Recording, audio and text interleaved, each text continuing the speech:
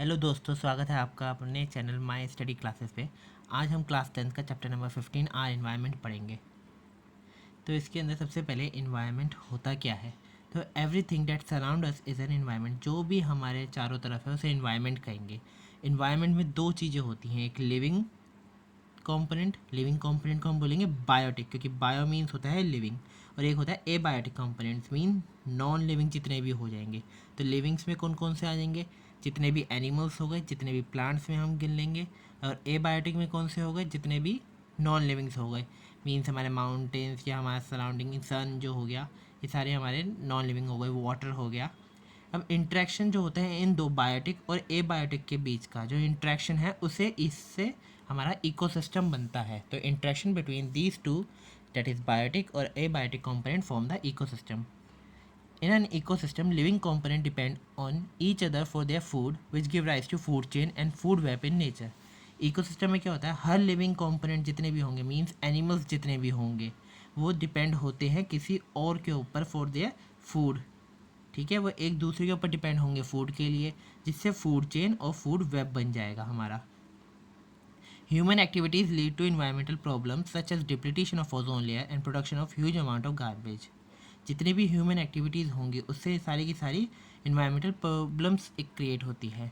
जैसे डिप्लीटेशन हो गया ओजोन लेयर का, जो अर्थ के चारों तरफ हमारी प्रोटेक्टिव लेयर होती है, जो हमारा यूवी रेस से बचाती है, सन की जो शील्ड होती है, उसका डिप्लीटेशन हुए जा रहा है। प्रोडक्शन हो रहा है ह्यूज अमाउंट ऑफ गार्बेज का, इतना गार्बेज जनरेट होता है कि उसको ट्रीट करने का, उसको दबाने का या उसको ख़त्म करने के लिए कोई भी स्पेस नहीं बच रहा अब हमारे इन्वायरमेंट में। अब आता है हमारा इकोसिस्टम क्या होता है। तो all the interacting organisms in an area together with the non living constituent of the environment form an ecosystem.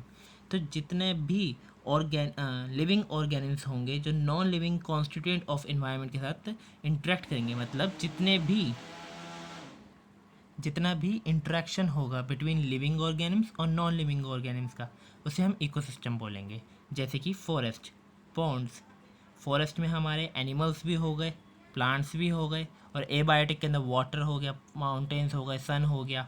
अब दो तरह के इकोसिस्टम होते हैं, जैसे कि नेचुरल इकोसिस्टम और एक आर्टिफिशियल इकोसिस्टम। आर्टिफिशियल इकोसिस्टम को मैन मेड इकोसिस्टम भी बोला जाता है। तो नेचुरल इकोसिस्टम कौन से होंगे, the ecosystem which exist in nature on its own. वो जितने भी इकोसिस्टम जो नेचर में अपने आप हैं, जिनको किसी ने बनाया नहीं है, वो नेचुरल इकोसिस्टम हो गए। जैसे फॉरेस्ट, लेक, ओशंस, ये सारे के सारे नेचुरल इकोसिस्टम हो गए। आर्टिफिशियल इकोसिस्टम में कौन सा होगा, man made ecosystem are called artificial ecosystem. जितने भी इंसानों ने इकोसिस्टम बनाए हुए हैं वो सारे के सारे आर्टिफिशियल इकोसिस्टम हो गए। जैसे क्रॉप फील्ड, एक्वेरियम, गार्डन्स, ये सारे आर्टिफिशियल इकोसिस्टम हो गए। उसके बाद आता है कॉम्पोनेंट्स ऑफ एन इकोसिस्टम। तो कॉम्पोनेंट्स ऑफ एन इकोसिस्टम में कौन से हो गए, दो कॉम्पोनेंट होंगे, एक होगा लिविंग और एक होगा नॉन लिविंग। तो हमारा लिविंग को क्या बोलेंगे, बायोटिक कॉम्पोनेंट, जिसमें प्लांट्स और एनिमल्स दोनों आ गए। फिर एक होता है नॉन लिविंग का, जिसे बोलते हैं एबायोटिक कॉम्पोनेंट, जिसमें एयर, वाटर, लैंड, ये सारे आ गए। जितना बायोटिक कंपोनेंट होगा, मतलब जितने भी लिविंग ऑर्गेनिम्स होंगे, उसको हमने तीन हिस्सों में डाला है, producer, consumer and decomposer. Producer जितने भी हमारे प्लांट्स हो गए, ठीक है, जो खाना प्रोड्यूस करेंगे। कंज्यूमर जो प्रोड्यूसर के ऊपर डिपेंड होंगे अपने फूड के लिए। कंज्यूमर को हमने फिर चार हिस्सों में बांटा है, हर्बीवोर जो सिर्फ हर्ब्स खाएंगे, हमारे ग्रीन प्लांट्स के ऊपर डिपेंड है फूड के लिए। कार्निवोर जो किसी और दूसरे एनिमल्स के ऊपर डिपेंड है फॉर देयर फूड। ओमनीवोर जो हर्बीवोर दोनों, कार्निवोर दोनों होंगे। And parasites. फिर उसके बाद एक और कंपोनेंट आएगा हमारा बायोटिक कंपोनेंट का, दैट इज डिकम्पोजर्स, जो सारी चीज़ों को, प्रोड्यूसर्स और कंज्यूमर्स को डिकम्पोज कर देंगे, आखिरी में डिके कर देंगे। अब जो बायोटिक कंपोनेंट है, ए बायोटिक सॉरी, जो अब ए बायोटिक कंपोनेंट है, ए बायोटिक कंपोनेंट में क्या होगा, जितने भी सारे नॉन लिविंग और कंपोनेंट्स हो जाएंगे नेचर के, वो सारे ए बायोटिक कंपोनेंट्स होंगे। That is all the non living organelles, sorry, all the non living components such as air, water, land, light, temperature forms the abiotic component. वो सारा का सारा एबायोटिक कंपोनेंट बनेगा, जितना भी नॉन लिविंग कंपोनेंट होगा। Biotic component क्या होगा, ऑल द लिविंग कंपोनेंट, जितना भी लिविंग कंपोनेंट है एक इकोसिस्टम में, that is plant, animal, bacteria, fungi भी हमारे दोनों के दोनों बायोटिक कंपोनेंट है। ये सब कुछ हमारा बायोटिक कंपोनेंट बनता है। तो on the basis of nutrition biotic components are divided further. अब किस तरह से इनको न्यूट्रिशन मिलता है, मतलब उनका फूड किस तरह से है, फूड के बेसिस पे हमने इनको बांटा है, डैट इज़ प्रोड्यूसर कंज्यूमर, और भी फर्दर डिवाइडेड है ये हमारे। तो सबसे पहले हम प्रोड्यूसर देख लेते हैं। तो जितने भी ग्रीन प्लांट्स हो गए या blue green algae, this is also main कि प्लांट्स के अलावा ब्लू ग्रीन एल्गी भी जो can produce their own food using abiotic component photosynthesis, hence called producers. तो जितने भी ग्रीन प्लांट्स होंगे, ब्लू ग्रीन एल्गी होंगे, जो खाना अपना खुद बना लेते हैं, किसका यूज़ करके, एबायोटिक कंपोनेंट, फोटोसिंथेसिस करके, सन का यूज़ करते हैं, वो उसमें फोटोसिंथेसिस करते हैं, तो वो सारे प्रोड्यूसर कहलाएंगे। अब कंज्यूमर क्या होते हैं, it include all the animal which depend upon producers directly और इनडायरेक्टली फॉर देयर फूड। तो कंज्यूमर में कौन कौन होंगे, जितने भी एनिमल्स हो गए जो प्रोड्यूसर्स के ऊपर डिपेंड है डायरेक्टली, जैसे हम हैं डायरेक्ट वेजिटेबल्स खाते हैं, डायरेक्ट प्लांट के ऊपर डिपेंड है वेजिटेबल्स के लिए, या इनडायरेक्टली। इनडायरेक्टली मीन्स जिन्होंने प्रोड्यूसर्स को, जैसे कि डियर है एक, डियर ने खाया प्लांट्स को, और डियर को किसने खा लिया, लॉयन या टाइगर ने खा लिया, तो वो इनडायरेक्टली डिपेंडेंट हो गए प्रोड्यूसर्स के ऊपर। फिर कंज्यूमर्स को भी हम 3 हिस्सों में बांट लेंगे, हर्बीवोर, कार्निवोर, ओमनिवोर, और एक पैरासाइट और होता है। तो हर्बीवोर क्या होंगे, जो एनिमल्स या प्लांट ईटर जिन्हें कहेंगे, जो एनिमल्स प्लांट ईटर होंगे, जो डायरेक्टली प्लांट्स के ऊपर डिपेंड है फॉर देयर फूड कंजम्पशन, जैसे कि गोट और डियर हो गया। फिर दूसरा आता है carnivore, that is flesh eater, यहाँ पे ये ई होगा, फ्लैश ईटर, जो डैट इज़ टाइगर, क्रोकोडाइल, जो सिर्फ फ्लैश खाते हैं, मीन्स किसी और हर्बीवोर के ऊपर डिपेंड हैं फॉर देयर फूड कंजम्पशन। तीसरा होता है ओमनीवोर, तीसरा होगा हमारा ओमनीवोर। ओमनीवर्स में क्या होंगे, they eat both plants and animals, जो दोनों प्लांट्स और एनिमल्स दोनों खाए, जैसे कि ह्यूमन हो गया, क्रो हो गया, ये हमारे ओमनीवोर हो गए। फिर आते हैं parasite, that is they live on body of host and take food from it, that is lice, Cuscuta. Parasites क्या हो गए, जो किसी लिविंग ऑर्गेनिम्स के ऊपर डिपेंड हैं, उनकी बॉडी के ऊपर प्रेजेंट होते हैं, और उस बॉडी से, उस लिविंग ऑर्गेनिम से अपना फूड देखते हैं, डैट इज़ लाइस। लाइस हो गया, जो हमारे हेड के ऊपर प्रेजेंट होगी, हमारे हेयर्स के अंदर, जो हम अपना न्यूट्रिशन हमारी बॉडी से लेते हैं। कैस्कोटा, ये एक प्लांट की वैरायटी है, जो इंसेक्ट्स से अपना यूज़ करते हैं, फूड देखते हैं। ऐसे डीकम्पोजर्स क्या हो गए, ये आगे एक वैरायटी और आ गई बायोटिक कंपोनेंट की, decomposers. It include organisms which decompose the dead plant and animal. Decomposers में वो सारे ऑर्गेनिम्स आ जाएंगे, जैसे बैक्टीरिया हो गए, फंजाई हो गए, जो डिके कर देते हैं, डिकम्पोज कर देते हैं, ख़त्म कर देते हैं डेड प्लांट्स और एनिमल्स को, सड़ा के ख़त्म कर देते हैं। These help in replenishment of natural resources, natural resources को साफ़ करने के, सही करने के काम आते हैं डिकम्पोजर्स। फिर बनता है हमारा फूड चेन। फूड चेन क्या हुआ, ये डिपेंडेंस कि एक ऑर्गेनिक जो है वो दूसरे ऑर्गेनिम्स के ऊपर डिपेंड हुआ, दूसरा ऑर्गेनिम्स तीसरे ऑर्गेनिम्स के ऊपर डिपेंड हुआ, तीसरा फिर पहले पे ऑर्गेनिम्स पे डिपेंड हो गया, आपस में एक लिंक बनाते हैं। That is food chain is a series of organisms in which one organisms eats other organisms as food. जैसे कि ग्रास हुआ, जो हमारा प्रोड्यूसर हुआ, इसको किसने कंज्यूम किया, हमारे हर्बीवोर ने, डियर ने। उसके बाद डियर को किसने कंज्यूम कर लिया, लॉयन जी, जो हमारा कार्निवोर हो जाएगा। तो ये फूड चेन ऐसे बनती है। In a food chain various steps word where transfer of energy take place is called trophic level. तो इस फूड चेन के अंदर बहुत तरह के स्टेप हैं, ये स्टेप 1, स्टेप 2, स्टेप 3। तो इसमें ट्रांसफ़र हो रहा है एनर्जी का, ग्रास से एनर्जी ट्रांसफ़र हुई डियर के अंदर, डियर से ट्रांसफ़र हुई एनर्जी लॉयन के अंदर। तो यहाँ पे क्या हो रहा है, ट्रांसफ़र हो रहा है एनर्जी का। तो इस हर एक लेवल को हम एक ट्रॉपिक लेवल बोलेंगे। ग्रास एक ट्रॉपिक लेवल हो गया, डियर एक ट्रॉपिक लेवल में हो गया, लॉयन एक ट्रॉपिक लेवल में हो गया। तो ऐसे करते करते in a food chain various steps where transfer of energy take place is called trophic level.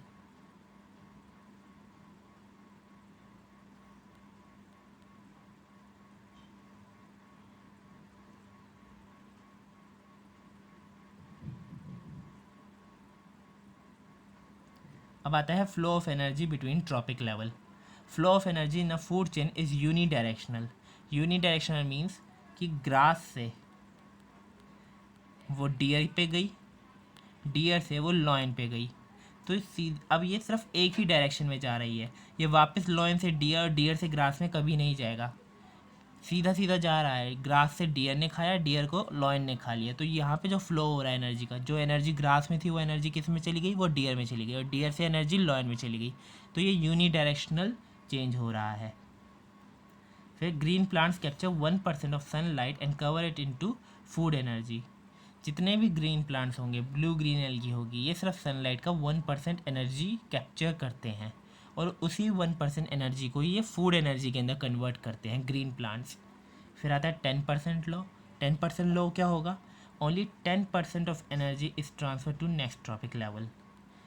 जो हमारी ग्रास थी, ग्रास से उसे डियर ने कंज्यूम किया, डियर से लॉयन ने, तो ग्रास में जो एनर्जी थी उसकी सिर्फ 10% एनर्जी डियर में गई, और डियर से सिर्फ 10% एनर्जी लॉयन में गई। जो रिमेनिंग 90% एनर्जी होती है वो लाइफ प्रोसेस में चली जाती है। लाइफ प्रोसेस मतलब डाइजेशन में, ग्रोथ में एंड रिप्रोडक्शन में। मतलब अगर ग्रास ने उसकी 10% एनर्जी ली, तो बाकी 90% एनर्जी जो होगी वो डाइजेशन में चली जाएगी, ग्रोथ में चली जाएगी, और रिप्रोडक्शन जाएगी by the present tropic level जो उसके अंदर प्रेजेंट है। मतलब इसकी 90% एनर्जी बाकी जो है वो लाइफ प्रोसेस में जाएगी, और 10% यहाँ पे जाएगी।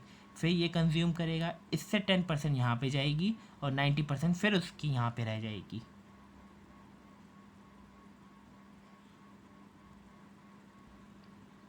अब फूड चेन का फिर से देखते हैं। Due to this gradual decrease in energy, food chain contain 3 से 4 ट्रॉपिक लेवल। अब जो एनर्जी है वो एक ट्रॉपिक लेवल से दूसरे में जा रही है, दूसरे से तीसरे, और तीसरे से चौथे ट्रॉपिक लेवल में जाती है, और 10% एनर्जी रूल के हिसाब से 10% ही आगे सिर्फ एनर्जी जा पाती है। मतलब सबसे पहले प्रोड्यूसर हुए, प्रोड्यूसर ने सनलाइट से 1% एनर्जी ली और उसका फूड एनर्जी में कन्वर्ट कर दिया। उन्होंने कितनी फूड एनर्जी बनाई, उन्होंने 1000 किलो जूल की एनर्जी बनाई। जब वो प्रोड्यूसर से प्राइमरी कंज्यूमर में जाएगा तो कंज्यूमर्स के पास कितना बचेगा, सिर्फ 100 किलो जूल बचेगा। 1000 का 10% कितना होगा, 100% किलो जूल जाएगा, बाकी सारा कुछ वेस्ट हो जाएगा, 90% वेस्ट हो जाएगी।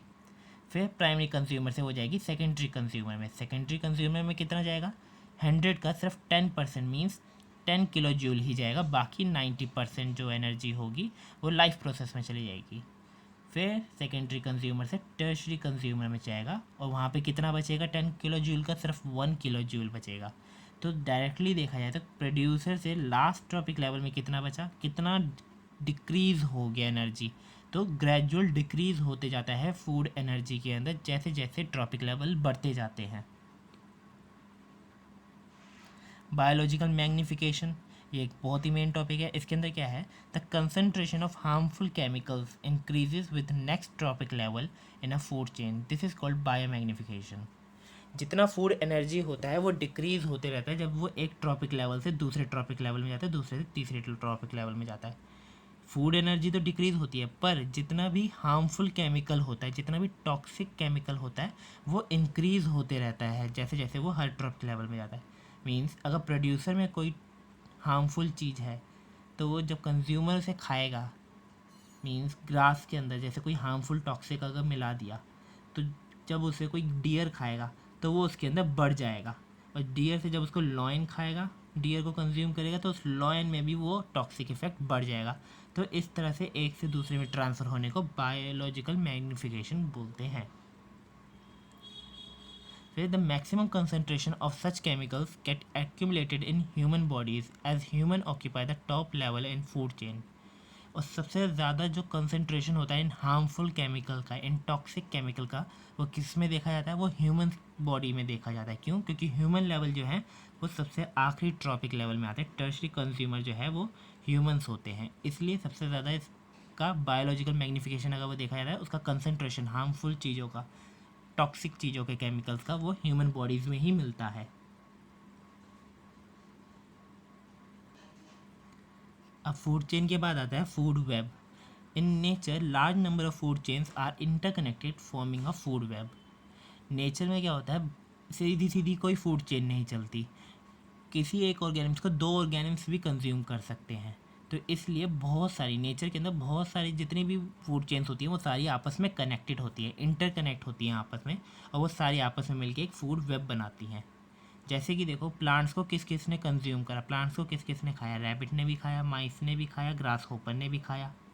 ग्रास होपर को आगे फ्रॉग ने खाया, फ्रॉग को आगे स्नेक ने खाया और स्नेक को ईगल कंज्यूम कर गया।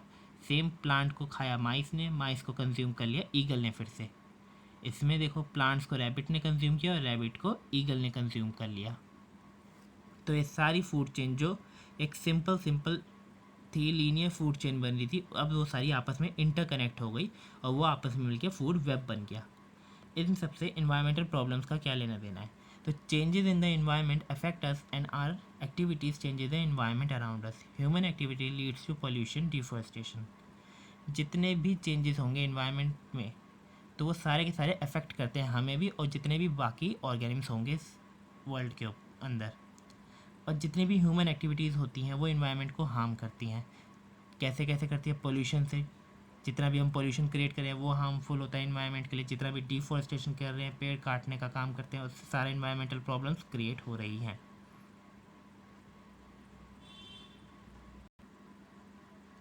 अब आता है हमारा ओजोन लेयर। तो ओजोन लेयर क्या है? It is a protective blanket around the earth which absorb most of the UV harmful rays of the sunlight and thus protecting living beings from many health hazards such as skin cancer, cataract, destruction of plant। तो हमारी ये अर्थ है, इसके चारों तरफ एक blanket type layer होगी जिसे ओजोन बोलते हैं, जो सन की हार्मफुल रेडिएशन, जितनी भी यूवी रेडिएशन होती हैं उन सबसे हमें प्रोटेक्ट करती हैं। अगर वो यूवी रेडिएशंस डायरेक्ट हमारे इंसानों के ऊपर या जितने भी प्लांट्स के ऊपर है, अगर उनके ऊपर पड़ती है तो उससे क्या होगा? इंसानों में स्किन कैंसर, कैटरेक्ट मीन्स मोतियाबिंद, मीन्स वाइट आइज और डिस्ट्रक्शन ऑफ प्लांट्स हो सकते हैं। ये सारे हार्मफुल इफ़ेक्ट हो सकते हैं अगर वो ओजोन की एक लेयर अर्थ के ऊपर से चारों तरफ से हट जाए। ओजोन 3 या ओजोन जिसे बोलते हैं, O3 जिसे बोलते हैं, layer is present at higher level at atmosphere, that is stratosphere. It is deadly poison at ground level. जो अर्थ के चारों तरफ जो एक ब्लैंकेट है जिसे ओजोन बोलते हैं वो O3, उसका फॉर्मूला क्या होगा? O3 होता है। अब जो ये O3 है ओजोन, ये हायर लेवल्स ऑफ एटमॉस्फेयर में ही मिलता है, ये सिर्फ स्ट्रेटोस्फेयर में ही पाया जाता है। क्यों? क्योंकि जहाँ पे इंसान रहते हैं, जहाँ पे प्लांट्स हैं हमारे सर्वाइव करते हैं, अगर उस ग्राउंड लेवल पे ये होगा तो ये डेडली पॉइजन है, ये जहरीली गैस हो जाएगी उस वक्त पे, जिससे ये हमारे को हार्मफुली इफ़ेक्ट करेगी।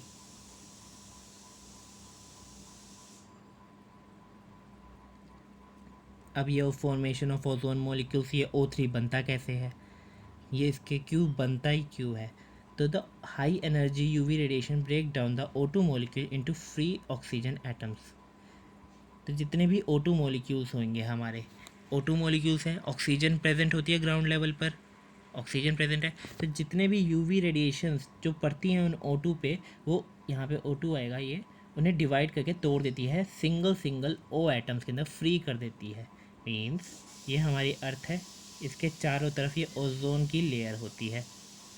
ये यूवी रेडिएशंस जब पड़ती हैं तो जितने ये O2 मॉलिक्यूल्स होते हैं वो टूट के सिंगल O मॉलिक्यूल बनते रहते हैं, फ्री ऑक्सीजन एटम्स बनते जाते हैं। उसके बाद ये जो फ्री ऑक्सीजन एटम्स जो हमारे बनते हैं, ये फिर ऑक्सीजन के साथ कंबाइन होकर हमारा ओजोन फॉर्मेशन करते हैं, O3 मॉलिक्यूल बनाते हैं। तो these oxygen atoms and combine with oxygen molecule O2 atoms हो गए, सिंगल जो एटम्स हो जाएंगे। मॉलिक्यूल्स जब दो एटम्स मिलेंगे तब आपस में वो मॉलिक्यूल बनेंगे to form a ozone molecule. तो सबसे पहले क्या हुआ, जो हमारा ऑक्सीजन है वो दो हिस्सों में टूटेगा, सिंगल फ्री ऑक्सीजन एटम्स बन जाएंगे। देन वो फ्री ऑक्सीजन एटम फिर ऑक्सीजन के साथ ही कंबाइन करेंगे और ओजोन का फॉर्मेशन कर देंगे।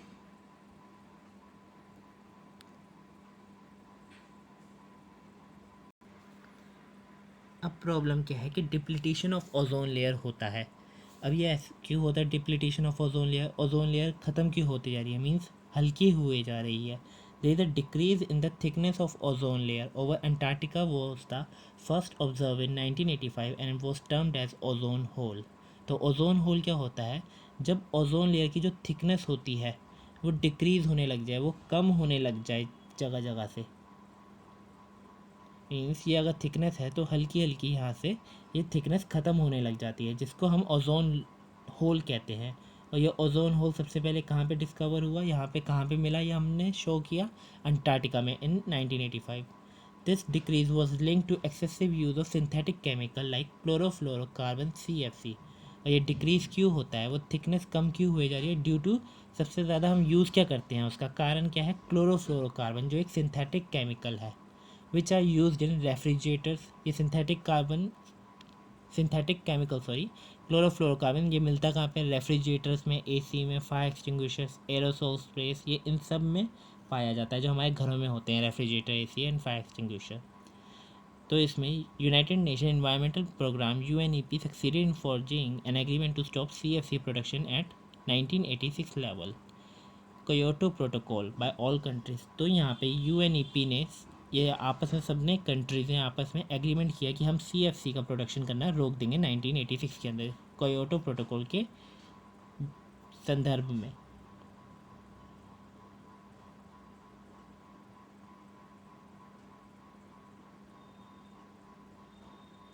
फिर आता है गार्बेज डिस्पोजल। अब मेन प्रॉब्लम क्या आती है हमारे पास कि हम जितना गार्बेज प्रोड्यूस हो रहा है उसका डिस्पोजल सही से नहीं हो पा रहा है। क्यों, अभी उसके बारे में जानेंगे। तो सबसे पहले गार्बेज डिस्पोजल में क्या आता है, improvement in lifestyle have resulted in accumulation of large amount of waste material. जैसे जैसे हमारा लाइफस्टाइल बढ़ता जा रहा है वैसे वैसे ही large amount of waste material generate हो रहा है, उतना ही गार्बेज और जनरेट हो रहा है जैसे जैसे हमारा लाइफस्टाइल बढ़ रहा है। गार्बेज कितने तरह का होता है, दो तरह की मटेरियल से बन के मिलके बनता है। जैसे सबसे पहले हो गया बायोडिग्रेडेबल और दूसरा हो गया non biodegradable waste. Biodegradable waste में क्या आएगा, these are substances which are decomposed by action of micro organisms are called biodegradable waste. Biodegradable waste वो सारा कूड़ा या सब्सटेंसेस होगा जो कि डिकम्पोज हो जाएगा, जिन्हें माइक्रो ऑर्गेनिम्स, बैक्टीरिया, फंजाई ख़त्म कर देंगे, सड़ा के ख़त्म कर देंगे। जैसे कि फ्रूट वेजिटेबल्स के छिलके हो गए, कॉटन, जूट, डंक, पेपर, जितना भी नेचर से जो भी कुछ मिल रहा है उसको माइक्रो ऑर्गेनिम्स आराम से डिकम्पोज कर सकते हैं, इसलिए वो सारे बायोडिग्रेडेबल होंगे। बट जितने भी नॉन बायोडिग्रेडेबल सब्सटेंसेस होंगे वो they can not be decompose by action of micro organisms. उनको माइक्रो ऑर्गेनिम्स अपने माइक्रो ऑर्गेनिम्स जो होते हैं, बैक्टीरिया, फंजाई, उन्हें डिकम्पोज नहीं कर पाते, ख़त्म नहीं कर पाते। जैसे कि प्लास्टिक्स हो गए, पॉलीथीन्स हो गए, मेटल्स, सिंथेटिक फाइबर, जितने भी केमिकल्स हो गए, रेडियो एक्टिव वेस्ट हो गए, पेस्टिसाइड्स हो गए, जितने भी लैब्स में बने केमिकल्स हो गए, वो सारे के सारे नॉन बायोडिग्रेडेबल वेस्ट हो गए। क्यों, क्योंकि वो सारे के सारे माइक्रो ऑर्गेनिम्स उनको डिकम्पोज नहीं कर पाता है अपना।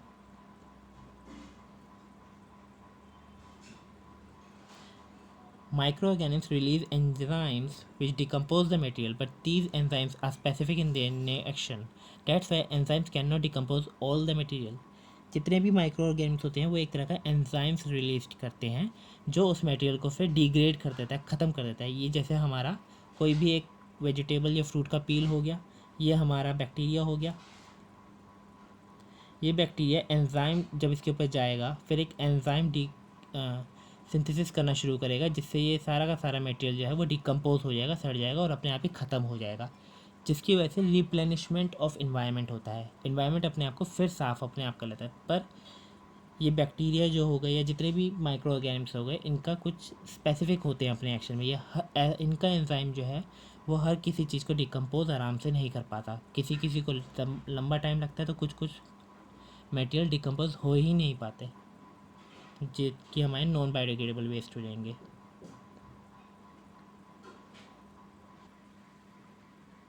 अब जो मेन टॉपिक आता है some methods of waste disposal, जो पेपर में आएगा ही आएगा कि वेस्ट डिस्पोजल के कुछ अच्छे मेथड्स जो होते हैं जो आज के टाइम हम यूज़ कर रहे हैं रिसेंटली। सबसे पहला तो हो गया बायोगैस प्लांट। जितना भी बायोडिग्रेडेबल वेस्ट होगा it can be used in biogas plant to produce biogas and manure. तो जितने भी बायोडिग्रेडेबल वेस्ट हो गए, जैसे प्लांट पील हो गया, वेजिटेबल पील हो गए, या हमारे फ्रूट पील्स हो गए, वो सारे के सारे बायोगैस प्लांट के अंदर डल जाएंगे, जिससे वो बायोगैस प्रोड्यूस करेंगे। बायोगैस में सबसे मेन कौन सा हो गया, मीथेन प्रोड्यूस करेंगे, और जितना उनका वेस्ट बचेगा वो सारा का सारा मैन्योर की तरह फील्ड में यूज़ कर सकते हैं। तो सब कुछ ऑर्गेनिक होगा, कोई हम केमिकल का यूज़ नहीं कर रहे। तो एक सबसे बेस्ट वे है वेस्ट डिस्पोजल का। फिर दूसरा आता है sewage treatment plant. In sewage treatment plant, the drain water can be cleaned in sewage treatment plant before adding it to the rivers. तो जितना भी हमारे घर से वेस्ट जाता है वो सारा का सारा ड्रेन वाटर होता है, वो सारा का सारा सीवेज ट्रीटमेंट प्लांट में डाला जाता है। वहाँ से इसके अंदर से जितना भी हार्मफुल टॉक्सिक केमिकल्स होंगे वो सारे अलग कर लिए जाते हैं, उसके बाद उसे रिवर्स में ऐड किया जाता है। तीसरा मेथड हो गया हमारा लैंड फिलिंग का। The waste are buried in low lying area and are compacted by rolling with bulldozers.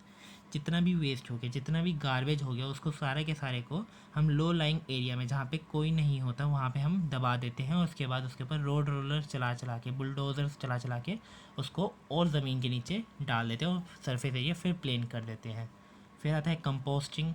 Organic waste are filled in a compost pit and covered with a layer of soil. After about 3 months, garbage changes into manure. Composting भी एक बहुत ही अच्छा bio waste में disposal एक तरह से कह सकते हैं। क्यों? क्योंकि जितना भी ऑर्गेनिक वेस्ट होगा, मीन्स प्लांट, एनिमल या हमारे फ्रूट्स वेजिटेबल्स का जितना भी वेस्ट होगा, उस सारे के सारे को हम कंपोस्ट पिट में डाल देंगे, उसके ऊपर सॉइल से उसे कवर कर देते हैं। फिर 3-4 महीने बाद वो गार्बेज जो होगा, हमारा जितना भी ऑर्गेनिक वेस्ट है, वो सारा का सारा मेन्योर में बदल जाएगा और वो मेन्योर हमारा नेचुरल फर्टिलाइजर्स की तरह काम करेगा। फिफ्थ मेथड आता है रिसाइकलिंग का, कि जितना भी नॉन बायोडिग्रेडेबल वेस्ट है are recycle to make new items. कि जितने भी हमारे नॉन बायोडिग्रेडेबल वेस्ट होंगे उनसे हम नई नई चीज़ें बना लें, रीयूज़ कर लें, उन्हें वापस यूज़ कर लें। It is a conventional type two use an item again and again. जैसे कि न्यूज़पेपर हुआ, अब उसको डायरेक्ट फेंकने से अच्छा उसको एनवलप में बदल दो, एनवलप या किसी और पेपर बैग्स में बदल सकते हैं, जिससे हम उसको अगेन एंड अगेन रीयूज़ करें और हमको उसका जो है वेस्ट डिस्पोजल में हेल्प हो। तो ये चैप्टर इतना ही था। अगर कोई भी क्वेरी हो तो कमेंट करिए, लाइक शेयर सब्सक्राइब करिए।